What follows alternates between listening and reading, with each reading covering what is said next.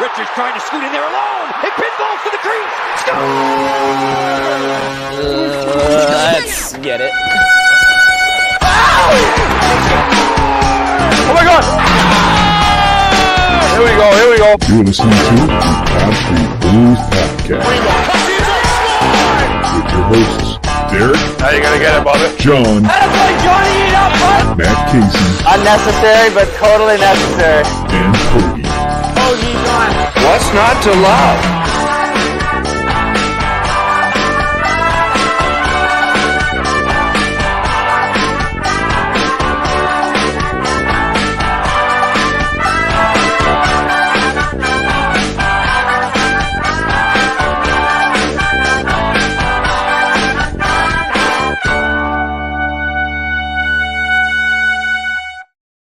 What's happening, everybody? Welcome to another episode of the Pod Street Bullies. That's right. There's no John this week. That's John's latest single called "Whispering in the Wind." Now, John is not with us tonight here. Might join us later. We don't know yet. He's been a no-show so far. But my good friend Matt Casey is here. What's up, Matt? Hey, how's it going? It's good to see you guys. And you know what? 2 strong is better than 4 weak. So let's just ride this. Let's just ride this baby. My life motto: it could always be worse. Yeah, John could show up. Right, exactly. Or Hoagie. Who knows? But for the time being, it's us two. We've got a lot to talk about in terms of games last week. We've got a lot to talk about in terms of a certain extension that was signed as well that I'm sure you're all dying to hear about. So we're going to cut right to it. We want to get into not even necessarily all of the games that happened last week, because there's one that's going to stick out like a sore thumb. It's freshest in our memory. Matt, I'm talking about the Montreal game. I don't even know. I don't. It's where to start. In my opinion, this is up there with that Rangers 8-0 or 8-1 loss from last year in terms of one of the worst losses I have ever seen as a Flyers fan. And look, the score is not indicative of that. We have, a 4-3 overtime loss, but you lost to the worst team in the league. You had a 3-2 lead with 1 minute left in the game on a power play and somehow still find a way to lose a game. That is absolutely unacceptable. And I'm much more of an optimistic fan. Even through the last 2 seasons, I can still see the silver lining. This is rock bottom. And I mean, I don't know how many more bodies can be buried underneath this rock bottom, but this is arguably one of the worst feelings that I have felt as a Flyers fan, in my tenure here. So what about you? Positive feelings on it? None. No positive feelings whatsoever. I mean, I'm not kidding. I probably caught the last 2 periods of the game, and going into the last couple minutes of that third period, I'm like, okay, this is where we should be. We should be beating the worst team in the league. No ifs, ands, buts about it. And then the penalty happens. The Flyers are on the power play. Like, okay, sweet. We should be able to seal this up, put a bow on it. It should be done and over with. No questions asked. And then they score. And I'm thinking to myself, there's 42 seconds left. I'm like, okay, maybe a miracle happens. And the Flyers right the wrong. They score here. They win the game in regulation. Wonderful. They don't. They take it to overtime and they lose. Yeah. They had the frustrating thing, Derek, is that we were still on a power play for another minute and a half at least between overtime and the regulation. And we weren't even close to making a push during that. And I think that just unfortunately shows that we just do not have talent on this team that is confident enough to actually put a game away. And you can feel it coming. And, JJ and I think Bush was doing the announcing with them.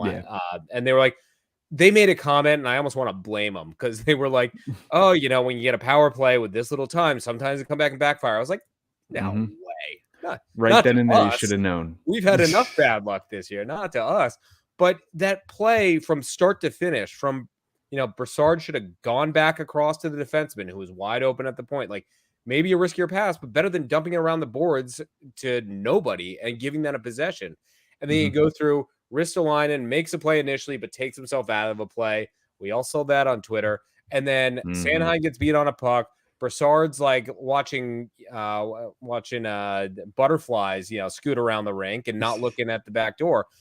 It was just a train wreck overall. And on top of that, the overtime aspect of it, I don't understand how we are so late to the game and understanding that like you can keep pulling the puck out during overtime. It's only 3 men. You keep going until they get tired, and it's they have the long change. What over the past however many years that we've had overtime, we can't get this through our head to change our strategy. That it doesn't have to be one shot and done. Just get them tired. It's a more boring way of doing it, but just get it done. Overall, this game was just like a microcosm of what has gone wrong with this team, and that keeping it close in a position to win in the third, and you just cannot find a way to win. And I'd go so far as to say you just find amazing ways to lose. You're right. And watching that last play unfold where Montreal tied it up in regulation, it was the perfect storm. You had the failed attempt by Ristolainen to break up the play. Sanheim couldn't gather the puck. And then, Brassard's the kid in left field picking flowers while the ball's getting hit to him, in Little League. It's just the perfect storm for something like this to happen. And it did, because why not? It has to happen to the Flyers. It's gotta. So, it's tough to sit here and try to pin blame on this guy. I'm not going to sit here and say it was all this guy's fault or all that guy's fault.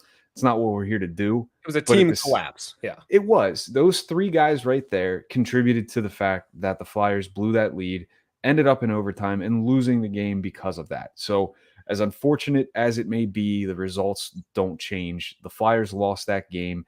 It was dreadful, just absolutely dreadful. One player that did lead to that goal, I should say, Ristolainen, last week actually just signed on to a 5-year, $25.5 million extension with the Flyers, much to the dismay of half the Flyers fan base, it seems, if not more, at least the more vocal fan base, or vocal part of the fan base. Your initial thoughts on this when you first heard it come across the wire? I was shocked at the price. I think 5.1 or whatever it is.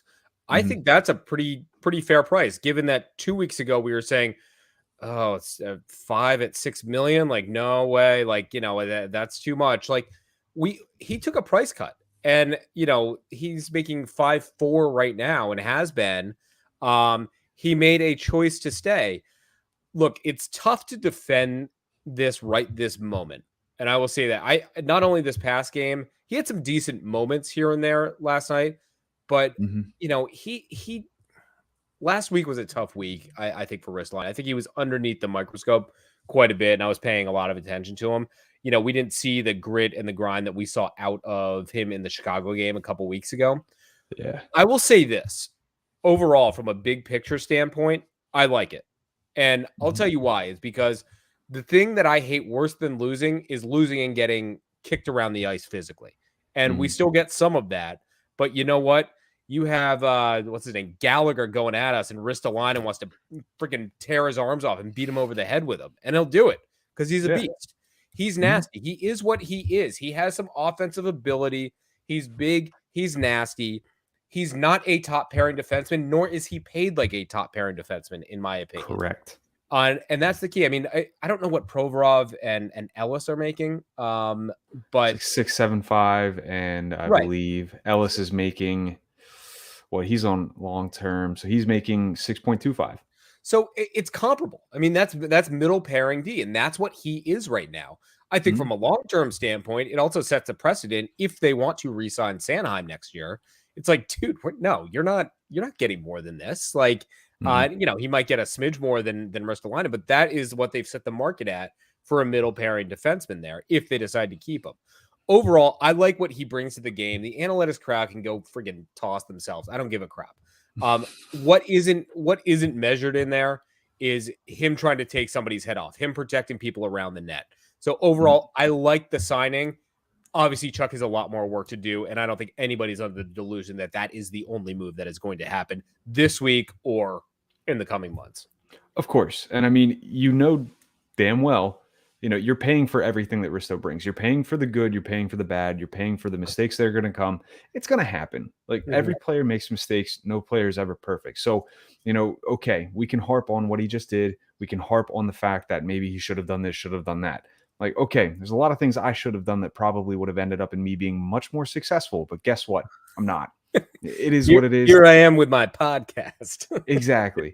I am what I am. He is what he is. And, the sooner people accept that, I think the quicker it'll never happen. This will never be put to bed. But like, it's just it's exhausting. It is so exhausting. And I think I tweeted out something about like, if you can sit here for the next 5 years and just dig this guy's grave all you want, I hope you live your life to the fullest. Yeah. Like, I hope that's you living your life to the fullest. But, for me personally, I'm sure you share the same sentiment. I'm not here to just rag on a guy who just signed an extension that will see him making more money than I'll ever see in my entire life. Right. Yeah. Can't blame him one bit. And like, let's be honest, he could have made more money out on the open market. There is zero doubt in my mind. We probably could have recouped, maybe a first and a third, maybe a first and, a AHL player, like maybe. But you know what? Chuck paid a lot to get him here. And I think that if this team ever gets designed the way it is, he fits in a very crucial role, which is not easy to fill. Right-handed beast defensemen who have somewhat of offensive capabilities don't grow on trees. And if they do, then they're getting paid a huge premium, especially going into what a defenseman has as their prime. And so he's 27 right now? And we have him until he's 32. Like, that is the prime of a defenseman, especially like a big, nasty defenseman. After 32, you start to get a little bit of wear and tear on you, I'm sure. But you know what? Good for Ristolainen. I'm sure he set himself up for possibly another 2-year deal or a 3-year deal where he can go somewhere else and play the indeed twilights of the year. And so, look, Chuck stuck to his guns. Flyers management is rightfully so under the gun, and under a ton of fire, and it's warranted. But I give Chuck a little bit of credit here as well for being like, this is the decision. Jesus Christ, the decision I made, and I'm sticking to it. And he made it happen, and he made it happen at a lower cost than his current cap hit. Of course, absolutely. And I think that, I'm excited. Like, I think that this is a sign of things to come as well, because obviously they're not done. And I think that you now have in place the core that Chuck wants, I'm sure. I can only imagine, because Risto's here for 5 years. Konechny's here for 3 more years. Provorov as well is here for 3 more years. Farabee is here for, I think, 4 more years, if I'm not mistaken. Like, you have a core in place where you have skilled players that if they go and live up to their potential and play up to their potential, you have some solid skill. Nothing profound, nothing insane, but like, add to that, supplement it, give them a playmaker, give them somebody with some star power, a Johnny Gaudreau, if you will. Discussion for another time. Yep. But, somebody that will help supplement them, help them, bring in a guy that's better than them so that they can learn and they can play with this guy and he will make them better. Like, it's a solid enough foundation that I don't anticipate next year to be quite the letdown that this year was. I'm not sitting here singing Stanley Cup praises, but I'm hoping that we can at the very least bring ourselves out of the basement of the NHL, because currently I think we're sitting 4th to last. Yeah. We're like 28th in the league right now. And, I don't know if it was you, Derek, or who posted it today, but there was a podcast going on and somebody was going through all the injuries that Vegas had. And, I went through and I'm like, preach to the choir. Like, we've had an unbelievable amount of injuries hit our way. And I think that's the huge caveat, is that, like, from a defensive core standpoint, I don't like the fact that everything clicks if Ellis is healthy. Like, I just like that still scares too big of an if. The crap out of me. And I don't know how you tackle that. I'm very curious to see after. I don't know if you listened to Mike Yo's press conference after the game yesterday or any pieces of it. He did not seem very happy at all. Didn't seem too enthused after that one. But either. do we finally just see do we just pull the freaking Band-Aid off this Yandel thing? Like, who cares? Like, who cares at this point? Can you get anything? Can you trade the guy? Can you do anything? If not, sit him. Because right now, I want to see Cam York on the left side, on his natural side, playing there, and bring in either Sealer or Connaughton. I don't care at this point. It doesn't matter at this point. Right. Like, Cam York has earned his spot on this team. He played 13 minutes the other night. Like, I couldn't believe that. I couldn't. I thought that was a travesty because Cam York, while he's not this incredible NHL level talent just yet, has the ability to blossom into a very good defenseman. Yeah. But we're seeing him like this Morgan Frost treatment, teetering between the AHL, the NHL, AHL, and like, it needs to stop someplace and somewhere. And it all needs to culminate in him being an NHL regular. And that's never going to happen if we have guys like Keith Yandel, who, God forbid, we break that Ironman streak. It's over. He's gotten it. And I'm happy for him. He's had his time in the spotlight. That's great. Awesome. Good for you, pal. Send him off into the sunset. Yep. Yeah, absolutely. And, overall, and I know we'll get into it, but like, it's just so clear that with Ellis out, with Couturier out, with Hayes still injured, and the more I look at it, like, Hayes is going to be a really well-paid third line center at some point. Like that's he is so freaking slow right now. I can't even. He looks like Voracek at the end of like one of his like 4-minute overtime shifts. Like that's what Hayes is at the beginning of the game. He's got elephants attached to his leg. But it is just so clear that, especially with Giroux more than likely moving on this week after his 1000th game, we are just in starvation of top line talent. And I know that's easier said than done in terms of gaining that. But you have Couturier, and then I'm sorry, what TK. He's not going to be the guy that we all want him to be. He's going to be a great middle six guy. He's not going to be the top end talent. And so I think, you're going to have to make some big name moves in the next 2 years to make this franchise really come back. Now, you do have a guy like Farabee, which, again, I think he's like TK, but much better. I think he has the ability to be much better than Travis Konechny, which is good. Again, solid piece to build with. But where do you go from there? You have Scott Lawton, great piece, again, can play up and down that lineup, preferably not on your top line, but we've seen him there now. Ideally, is your third line winger. That's where he should be. Exactly. Lindblom is starting to get his footing too. He's playing really well. I think he's a great third line winger as well. You put him down there. Yeah. Well, he's now on the fourth line. Yeah, and he's now on the fourth line. So, I mean, okay, so be it. I can live with that, considering just the constant state of flux that this team is in with the injuries, with just everything compiled all into one. I don't know, man.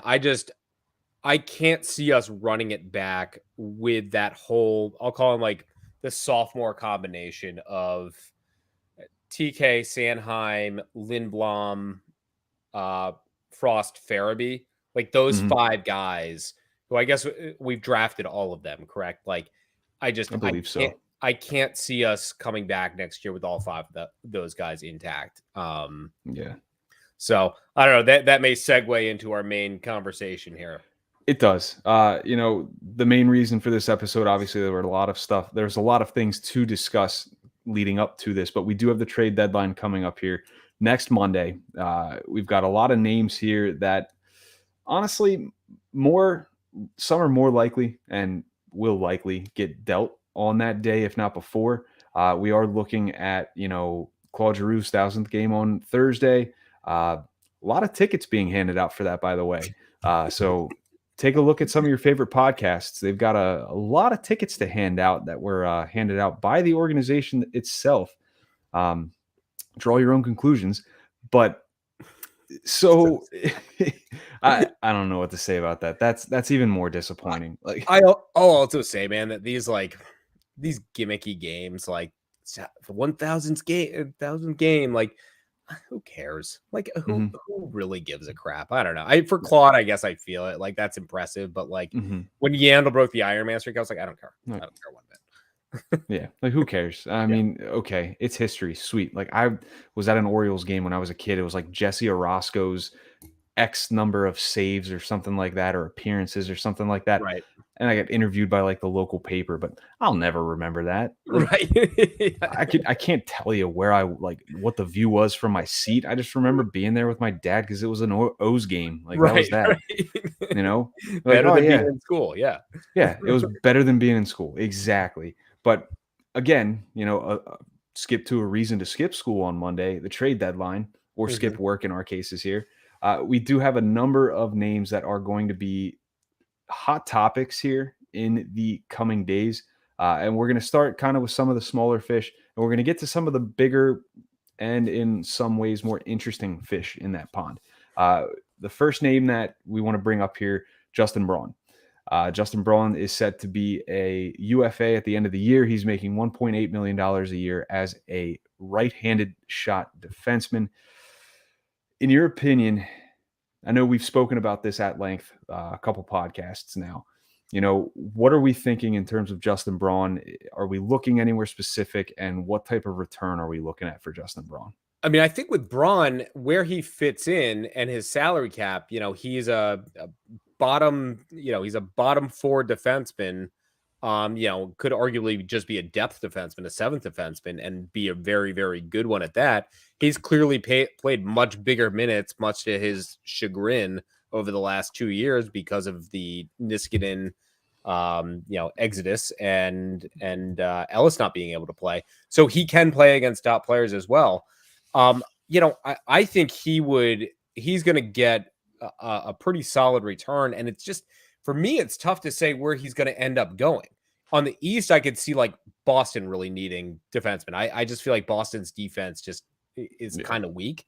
I also I don't consider Boston a contender this year. I think the best thing just in general from a trade market standpoint is the fact that the Western Conference is so tight and there's so many teams still in it with 1 week going on. And so like you might have a team that's, 3 points out of a wild card spot who still thinks they have a shot to make a run. I don't have the standings in front of me, but last I looked, they were very, very tight. And so there's no lack of suitors out there, but on the flip side as well, that dries the market up more because they're not going to want to get rid of a lot of their like premium talent as well. And so Braun's market value should shoot up pretty significant. What do you think it translates to from a return standpoint? A return standpoint, I think a second round pick is fair. I said it a week or so ago on here that I think it's possible that he could fetch a first rounder from the right team. Like if something like a bidding war were to ensue, it's not completely out of the realm of possibility. I'm backpedaling a little bit on that just because of, the fact that he is, like you've said, more of a depth, more of a bottom pairing defenseman at this point in his career. But at the same rate, I'll stick to this. We saw what David Savard fetched at the deadline last year. Like we just saw today here with Josh Manson, a second round pick, and Drew Hellison from Colorado. Like Manson, yes, is a better defenseman than Justin Braun, sure. But the fact remains, right-handed shot, veteran, plenty of playoff experience, the type of guy that you want on a team that wants to make a deep run into the playoffs. So you're looking at teams right now, and I mean, you're talking about how packed the standings are in the West. Colorado is far and above everybody in the Central Division. That's fine. 13 points below them is the second place Blues. Then you've got the Wild, who are just 4 points below them, tied with the Predators. And 5 points below that are the Stars. And then you still have the Jets that are in it. The Jets are, I believe, right now 8 points out of a playoff spot potentially. And that's a division spot. Wild card looks like, they'd probably be a couple points out of a wild card spot. Yeah, I'm looking at the wild card in the West right now. And, Vegas holds the last wild card spot at 68 points. Vegas seems to be in a free fall, which is interesting. But you have 4 teams beneath that. You have Dallas, Vancouver, Winnipeg, Anaheim, who are all within 4 points of that last wild card spot. Like from a seller standpoint, you couldn't ask for something better than this because they all need they all want to try to do something. And on top of that, you still have the teams that are in the playoffs to try to actually make, solidify their roster as well. Absolutely. And I mean, you even look at the Pacific Division, it's like that's honestly a bit closer just because Calgary's only ahead at 79 points in first place. 5 points below them are the Kings. Oilers are 6 points below the Kings right now. So I mean, the West is just completely jam-packed. And I mean, it's obvious. I'd much rather him go to a divisional foe just because of the divisional tax. You would get more from somebody like Boston, somebody like, dare I say Pittsburgh, Carolina, New York, whatever it might be. You're going to get somebody or something of more value because they're going to pony up more. But in the East, Pittsburgh's an interesting one. Pittsburgh's interesting. Pittsburgh would be a good one. Now, I mean, how reluctant would we be to trade with our bitter rival from the West? Right. Not my decision, but you're looking at a team that's 6 points out of first place. They're holding on to the second spot in the Metro, not by much, but still by some. But they could use some help on the blue line. I mean, their best defenseman right now is how old? Chris Letang's 35, 36 years old. Right. I don't think I can name another defenseman on their team. Yeah. Do they still have Brian Dumoulin? I mean, God knows. Like, I don't know. I really don't. So it's one of those things. He could absolutely help and bolster that blue line. The Rangers, he could help those guys too, because they've got a young blue line, but they could also use that veteran presence that could help push that team into the playoffs and within the playoffs. I don't necessarily look at a team like Washington. They might be able to use him, sure. But I think that if Washington's going to look anywhere, it's going to be for some forward help because I think their power play is still kind of meh. They could definitely use some help on there, which we might get to later. Boston, I really do think Boston would be a good fit. Yep. I could see him in a Bees jersey. Yeah, I think he matches their kind of style of play as well. And if I'm predicting an East Coast trade, I'm predicting Boston. On that, and they're in the first wild card spot too. Yeah, they're in the first wild card spot right now too for the Eastern Conference. So you're looking at a team that is looking to make a push. There was some stuff that came out earlier this year about Jake DeBrusk, looking to get out of Boston. Looks like he might not be looking to get out of Boston now that they're somewhat of a contender. Yeah. So if they're looking to contend, they're looking to make some trades. Why not entice them and say, hey, I got Justin Braun right here. I also think you got to look at Boston and knowing that they have that, that core of Bergeron and Marchand and and Pastrnak.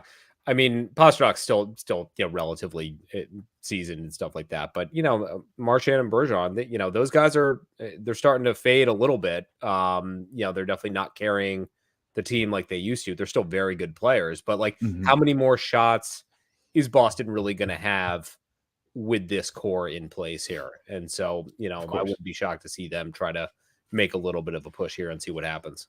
Yeah, of course. And I mean, we get to another name who's making around $2 million, almost $2 million exactly. Martin Jones, backup goalie right now for the Flyers, could fetch something on the market. And there are plenty of teams out there right now that are looking to upgrade at the backup goalie position. Martin Jones could help with a good bit of these teams, honestly. And, before I take over with that, what are your thoughts on Martin Jones? Yeah, I think the best thing Martin Jones did was play really solid in the last couple games that he's had. Like, he really actually upped his trade value in my opinion. Was he in against Carolina? Is that right? I believe so. And true to Flyers form, in it till the third. We let in a long range goal and then an empty netter. Lose 3-1. So I thought he was really solid. I think he's been pretty solid the last couple weeks. I think he's very movable. I don't know how much we're going to be getting for him. I mean, a third, maybe. I don't even know what. I mean, didn't we turn down somebody offering a fifth? I think it was like Edmonton or something. Yeah. So, best case, maybe you get a third out of it. I don't even know if that's possible, but you know what? He's a backup goalie. He's proven he's been there. He shows that he's got a little bit of fight in him. And, you look at some of these teams who may have some goalie issues and, maybe they need it. Is Vegas's goalie situation still up in the air a little bit? I think it is. Right now, currently, I'm looking towards Dallas. Dallas. I Okay. saw somewhere here today, Kadobin is actually out of action for a little bit. So Dallas would make sense to me. They are 1 point out of the last wild card spot in the Western Conference. They need somebody that's going to back up Braden Holtby. I believe they have Jake Ottinger, I believe. So Yeah. maybe they're going to be okay. Maybe they'll be okay with Ottinger and Holtby. But again, maybe they want that steady hand, that veteran hand as the backup. Once. But again, they've got Holtby for that. So I don't know. Maybe I'm out of my league here. They also do have like two games in hand on the Predators, who have the first wild card spot. Right. Second wild card spot is Vegas, and they've got 4 games in hand on Vegas. So they could easily rise in the rankings if Vegas keeps sliding and Dallas keeps winning.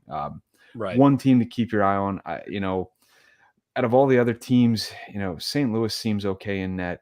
Minnesota seems all right in net. Kokkinen's playing pretty well for them. Cam Talbot's all right. Maybe Nash. I don't know what Nashville's backup goalie looks like. Yeah. I mean, Edmonton too. Maybe they kick the tires on it again. I don't know. because you look at it too, and you're signing a pretty, you're signing a pretty cheap depth guy that, he's an insurance policy. And if you're making a run, or even if you just want to give, your starter a couple days off, if you're one of the Eastern teams who you're going to make the playoffs at this point, it could be one of those guys you bring in. I look back a couple years ago when we had Hart, Talbot, and we had Elliott, Hart, and Talbot for like a month or so, and I don't think Talbot ever even played a game. He played maybe 2 games, I think, Yeah. and we traded him for Stolarz. Right. Traded for him with Anthony Stolarz. Still, to my knowledge, the dumbest trade that could have happened. And we've done some dumb trades. Yeah, that was. I liked Stolarz a lot, and that broke my heart. You broke my heart, Chuck. But yeah, no, I think there still is a market for Martin Jones. I don't think it's the market that's going to net us anything of real value, but Right. it's something. We'll see how it goes. The next name here, and we'll get to. Really, let's just go to the expiring contracts because we'll get to the other guys later. The big name here, Claude Giroux. So much talk about what's going on with Giroux. Nobody knows. Nobody can sit here right now and tell you with any confidence that he's going to be traded. He's not going to be traded. It's going to be interesting. John apparently is on vacation right now. He told us that he wasn't going to make it. I didn't know that. So we didn't get that memo, huh? Yeah, thanks for the update, John. Yeah, so I figured that's why he asked me where that lodge was, but whatever. Right. Yeah. Anyways, Claude Giroux, expiring deal, $8.275 million, one of the best Flyers to ever put on the orange and black. And we're looking at the potential of dealing him at the deadline here. The market for Claude Giroux, guaranteed, is going to have suitors, and they're going to have to pay up. They're going to have to pony up quite the price for him. Your starting point for a deal like this, what do you think Chuck is going to start with here? Dude, I don't even know. I would say a 2023 first to start with an AHL, with a farm system player and something else. I don't know. I'm not too good at the trade game here. What's your take there? No, I mean, you kind of hit it on the head because about a week or so ago, I think Pierre LeBrun brought up the fact that this is a 3-cog deal where you have the pick, the high quality prospect, and then the AHL, could be somebody that could end up being a bottom 6 guy. Right. So, you're looking at, I think the 2023 first might potentially negate the AHL level guy. Right. And now, again, we always tend to overhype our own guys here because, there are guys. I like Giroux. I think he's worth the world, but, I'm not Joe Sakic. I'm not, another GM of another team. People are going to try to lowball, and that's what happens. But Chuck does need to stand firm here. I think that there is plenty to be had in return for Giroux. I just think it's got to be the right deal. And, Right. Who knows? A week from now, we could be sitting here saying, wow, I can't believe Claude Giroux is still a Flyer. Right. It's not going to shock me either way at this point. Like, I hate to say that. I know we all know how much this city, this team means to him. He likes being here. His family likes being here, and that's all well and good. But on the business side of things, if you're Chuck Fletcher, you are itching to get this guy to waive his no movement clause so you can see what that market looks like really see what that market looks like for him. And I know that he's the agent and Chuck have chatted. Like, there's no way that they haven't. I think the timing just lines up so much. I don't think that, his 1000th game coming up on Thursday, there's no way that they're not going to keep him here until Thursday. And like, they don't want to dilute the media with trade rumors even more than there are to, nullify his 1000th game. I look at this similar, to this is on a larger scale, but, think back 2-3 years, I guess it was 2 years ago, when basically Simmons was guaranteed to get traded right after the Winter Classic or whatever outdoor game that the NHL is doing every other week these days. And you have they that don't advertise for. Right. Yeah. I had no idea there was another one. Neither did I. It was nice though seeing Darlene taking that cross check to the neck from Austin Matthews. Good God. Yeah, suspended 2 games. Way to go. There goes the Masterton. What was the Lady Bing? There goes the Lady Bing trophy. Damn. So, I just think they don't want to put any smoke out as much, as they can control it until after this 1000th game. But I think there's going to be movement there from, nuggets I've picked up here and there. Florida, New York are the 2 that at least I've heard rumors about. Unsubstantiated, nothing solid or anything like that. I don't have great sources, but I've heard that those could be the teams of interest. New York, we know, has the cap room. We know has the assets. We know we would hate it to happen. Yeah, it might be the best thing for the long term of this franchise, though. Yeah, it makes too much sense almost for New York to be the team that he goes to. It's close to home. It's a train ride upstate. You're crossing into New York. It's a team that can afford him, a team that can cough up what the Flyers would want for him because they have the picks, they have the prospects, they have the players, they have the quality of players that we're looking for.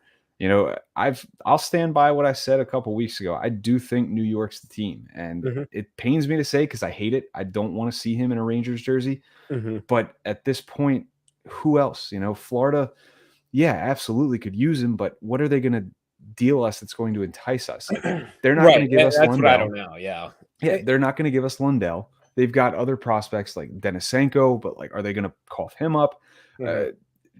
Colorado just shipped away Hellison and a 2nd-round pick for Manson. So are they out of the running? I don't think so. But what do they have left in the cupboard that they're going to pay up for Giroux? I've heard Newhook is a non-starter. So what's the point? Unless there's a guy like Justin Barron. But even then, I'm not as, as privy to what he's capable of as a guy like John would be, being our prospect guy. But it's just not a name that is flashy enough for me. And maybe I'm just being too, eccentric here, but like, I want the flash. I want the player. I want the notoriety. I want the guy that I know the name. And I want to be able to say, yeah, I'm excited. Like, this is good. Carolina, maybe like you're looking at maybe Jack Drury, one of the players, but it's all going to come down to that 2023 1st-round pick. Yep. I think that's the draft you want the 1st-round pick, and you should. Right. And so, is a fair ask like a 2nd 2022, a 1st 2023, and an AHL player? Like, is that too steep, do you think? Because we need 2nd-round picks, as we know. We don't have any left. Yeah, you're right. I don't think that's too steep. I think if your sticking point are the picks, then you could get by with, a B level teetering AHL guy.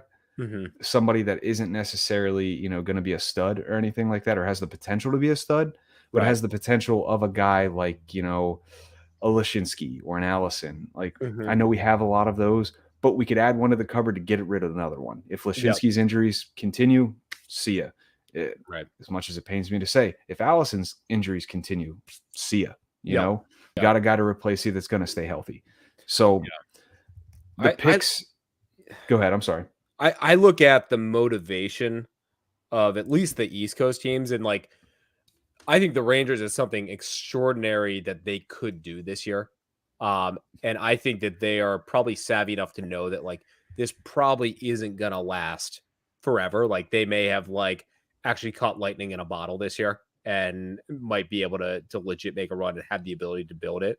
I think from Florida's standpoint, they've played second fiddle to Tampa for so long that they finally see like a little bit of blood in the water in that competition. And like, they have to get past Tampa. Like that is like, Florida was a really good team. And that was arguably the best series of the entire playoffs last year. Oh my goodness. It was brutal. So good. And then I also, the other dark horse team that I look at, and again, I'll just go back to the familiarity standpoint. I don't know their assets. I just know familiarity is St. Louis. He knows Chief, he knows Shen. We have a trading history with St. Louis. And they're a team that is solidly in the playoffs because as tight as the West is, Giroux's not going to waive his no move clause to go to Winnipeg, who might not even make a wild card, even though they're 4 points out. Like he wants to go to a real contender, not a budding playoff team. I mean, with St. Louis, you're looking at some prospects. You've got guys like Jake Neighbors, who's currently playing with the Edmonton Oil Kings, Zach Bolduc, decent enough prospects. Wait, that's the name of the team, the Edmonton Oil Kings. Oh yeah. They really stretched the creativity on that one. Yep. Oh yeah. Matthew Pekka, there's I'm just kind of rattling off names here. They have a Vorobyov. I'm sorry. Does that entice you at all? Cale Rosen, another guy, he's a defenseman, plays with Springfield in the AHL right now. Nothing that's flashy, but some quality. There's some quality to that. But again, you're also talking about a team that cap wise, I don't know. I don't have their cap in front of me, so I wouldn't be able to tell you whether or not they have the cap space. I don't believe they do, but I could be completely wrong. Yeah. I don't know. So if you gun to your head, where does he go? Gun to my head, I'm sticking to it. I think he's going to New York. I'm going Florida. I don't know how they make it work, but I'm going Florida. New York or Florida, but I could see, and my dark horse, I know you mentioned St. Louis. My dark horse is still within the division. I'm going Washington. I still think they could use help on their power play. What better than one of the leading, if not the leading scorer on the power play in the last 10 years in this entire league? And to my point earlier, St. Louis has like no cap.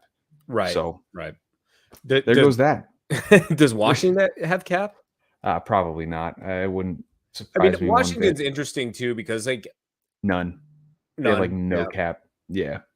Washington's an interesting idea. I mean, all these teams too, because it's just a change of scenery for Giroux, and he doesn't have to be the guy. He doesn't have to be the guy who's like, I need to do everything, including apparently play all 5 positions on a power play with 1 minute left in the game for us to not lose a game. But yeah. I mean, out of all the teams right now, you're looking at, I believe here, let's see, Washington, where are they on this list? Wow. Washington Capitals, no cap room. St. Louis Blues have 22 grand in cap. Something, right? There you go. Yeah. It's a matter of making the term, or not the term, the dollar sign work. And for a lot of the teams, they're going to have to do some serious gymnastics to make that work if they want Giroux on their team. Yep. So now we get into some of the guys with terms here, and I'm not going to bother running the banners across the bottom, but let's just rattle these guys off right now. And of these 4, or of these 3, I should say, that do have term, tell me the guy that you expect would be the most likely to be traded at this deadline. Okay. So we've got Travis Konechny, who's got 3 years left after this year with $5.5 million per on his cap hit. Sanheim's got 1 year left at 4.675. Ivan Provorov has 3 years left at 6.75. Of those three, which one is the most likely to be moved this deadline? Sanheim. In my mind, it's Sanheim because of the term. He's got 1 year left at a very palpable cap hit, in my opinion, and he's a solid puck moving defenseman. Like I can see Sanheim getting moved. I just think the other two, maybe they get moved, but I see them as much more. I'm not saying they're here next season, but I think that they're much more primed to be off-season moves. Yeah, that type of term, those 3 years left on both those Provorov and Konechny deals, definitely screams an off-season move to me. I think the term left on Sanheim's deal, you see those types of deals happen at deadlines. You see the 1 year left, send them away, and that adds value. That adds a ton of value in some cases. And Sanheim, honestly, like for all the crap that people give Ristolainen because they love Sanheim so much, like which is a new development, by the way. Like Sanheim was nobody's darling 2 months ago. No, he was not. But is he good? Yeah, I think he's great. I think he's played a lot better. I will say that. Absolutely. I think his biggest problem has been consistency and just being consistently good. Now, we're seeing him be a bit more consistent. We're seeing him show the flashes in which we thought. Would we like to see him on the power play a little bit more? Absolutely. At the expense of a guy like Provorov, Yandel too. Right. But I think Sanheim could fetch you a pretty solid deal at the deadline, something you could absolutely build on. Much better deal than I think you'd get for Justin Braun. But again, not here to compare. Right. Boy, would it entice me, though, to see what a deal with Provorov or Konechny would look like. I mean, those are, I'm not saying franchise changing, but those are big fish hunting deals with those two. And I will say as well, like Provorov hasn't played great the last couple weeks. I think TK has had his best hockey in the last 2 weeks or so, which is like as messed up to say. And one thing we didn't touch on because of the blunder yesterday is that like Giroux and Frost actually looked really, really good last night. But that was all that looked really, really good last night. Yeah. They would be a really good second line somewhere. They're just not. Agreed. If they can put it all together, absolutely. I think they'd be a fantastic second line. So that's my take on that one. All right. Out of the blue, is there any chance in hell that JVR can get moved? Is there any prayer? There is. Does it happen? No. I don't think it happens. I mean, there are teams out there, teams like Buffalo, Arizona, that have said that they'll take on cap. You're looking at Buffalo's got like $13 million in cap. Arizona's actually up there. They only have $6 million in cap. Anaheim's got 11. Seattle said it as well, but like Seattle. Maybe I'm thinking Seattle instead of Buffalo. Yeah, Seattle did it, but it was like Seattle screwed up their expansion draft so freaking badly. Like, oh yeah, why wouldn't you have done that? How could you have done it any worse? Right. Like you just completely muffed it. Like it was that bad. But they've got just over $7 million in cap, which is just enough to fit JVR under that cap. So hey, those are also the teams you could look at to broker a deal. Like they did last year with Savard. You circumvent him through Detroit. Take 50% and then retain 25, whatever it is. You're only paying a quarter of the contract. So teams like that, it's doable. Maybe he does get moved this deadline. I don't think every time. I mean, yeah, he had an assist last night, but like he's not. I mean, he's $7 million worth of waste on the ice right now. Yeah, we're not getting that for a third line liability. Yeah, we're not getting the JVR we thought we were getting when we signed him to that deal. That's abundantly clear at this point. No, damn shame. I like him. I like JVR. Like I'll admit it, but man, does it pain me to see him basically wasting away in a bottom six role with the Flyers right now. Yeah, it's painful to watch. It is. Now, we could get into this. I don't know if you want to. I do have Morgan Frost down here because he's a restricted free agent at the end of the year. Any chance he gets moved at the deadline? I don't think so because unless it is for a multi-piece move, which I don't see happening at the deadline. Mhm. I think that Frost, even though he had a better game, like he can be a very key part to a larger move happening this summer. Sure. And maybe last night was a sign of things to come. Maybe you get some confidence, creativity back. But like, I also I feel for the guy because he's just been a victim to the system, so to speak. And so I can't see him being moved though. Yeah. Same boat. I have really nothing more to add to that. I completely agree. Perfect. Okay. Perfect. Well, with that being said, that wraps up the trade deadline primer here with the Pod Street Bullies, with the better half of the Pod Street Bullies. And I'll tell you what, I don't know if you pay attention when John does his spiel, but if you would like to give the listeners all the outlets they'd be able to find us on, you're more than welcome to. You can find us on all your various podcast listening receptacles, including Spreaker, Teaser, Spruzer, Spotify. What's the one I keep on pushing you guys? I can't even remember what it's called anymore. Is it Castbox? Pocket Cast. Pocket Cast. Yeah, there you go. Apple Podcasts. Anywhere you want to do it, or just Google us. But if you're Googling us, then you're already listening to it. Okay, John, we got it. All right. That was beautiful. Beautiful rendition. Do you want to do our affiliates? I don't want to forget our affiliates here. Yes, we do want to shout out to Flyers High and Wide, our guys over there. Also, 5 Minute Major, that podcast over there. Check those guys out. Listen to their stuff. Read their stuff. It's fantastic. But for me, I'm Derek. You can find me on Twitter at PodStreetBob. Matt Casey's on Twitter at PodStreetCasey. We're all on Twitter at PodSTBullies. And until next week, folks, I will just see you. Let's go somewhere. Let's go get a beer. Bye now.